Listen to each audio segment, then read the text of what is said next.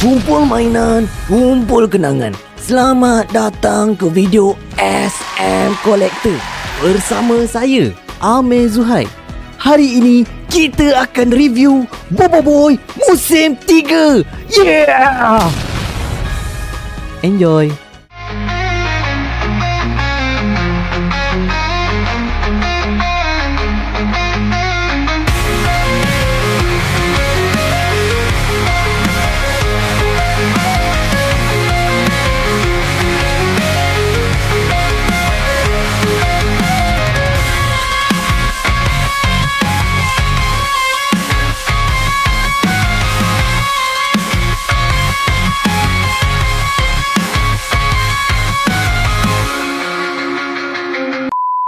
Okey, saya sudah tengok Bobo Boy musim 3 episod 16 dan episod kali ni memang boleh dikatakan emosi bercampur bau.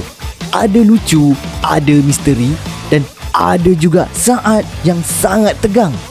Cerita bermula dengan rasa bersalah Bobo Boy dan diakhiri dengan kemunculan kuasa api yang luar biasa hebat. Tapi yang paling mengejutkan, emosi tekanan Bobo Boy tu.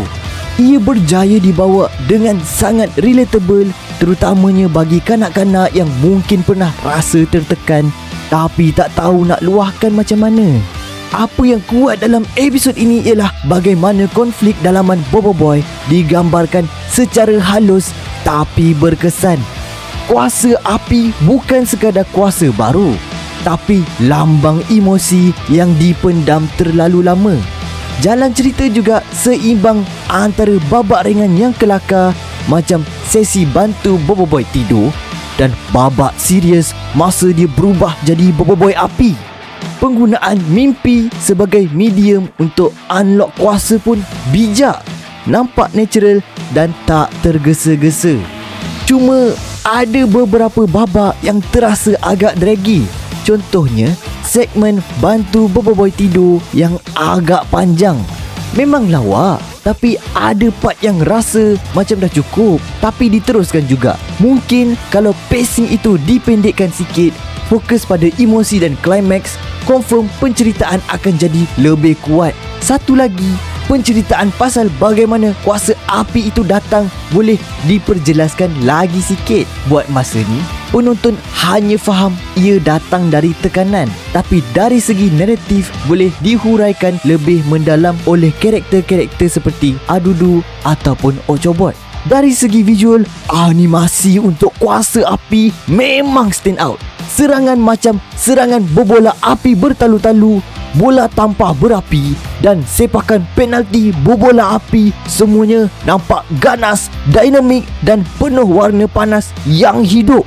Pertarungan antara Bobo Boy api dan rakan-rakan dia disusun dengan gerakan yang lancar dan kreatif, terutamanya bila Fang tukar harimau bayang kepada helang bayang. Sangat epik. Cuma ada sedikit kekurangan dari segi latar belakang masa babak lawan.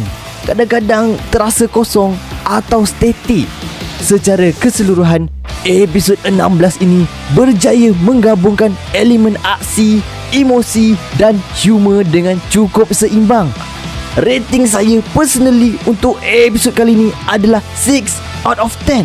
Dari segi message dan impact visual memang kuat.